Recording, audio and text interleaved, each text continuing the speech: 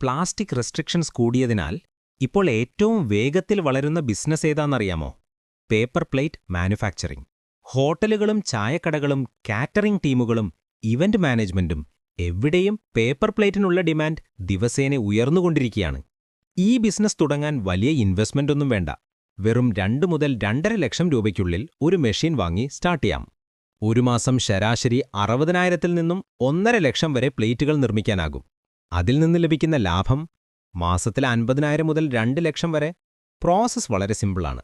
Material വാങ്ങുക, മെഷീനിൽ പ്ലേറ്റുകൾ കട്ട് ചെയ്യുക, പാക്ക് ചെയ്ത് ഹോട്ടലുകൾക്കും ഷോപ്പുകൾക്കും കാറ്ററിംഗ് ടീമുകൾക്കും സപ്ലൈ ചെയ്യുക. ഓർക്കുക, മാർക്കറ്റിംഗ് ആണ് പ്രധാനം. ബിസിനസ് പ്ലാൻ ഫ്രീ ആയി ലഭിക്കാൻ കമന്റിൽ ബിസിനസ് ഐഡിയ എന്ന് ടൈപ്പ് ചെയ്യുക, ശേഷം വാട്സാപ്പ് ചെയ്യുക.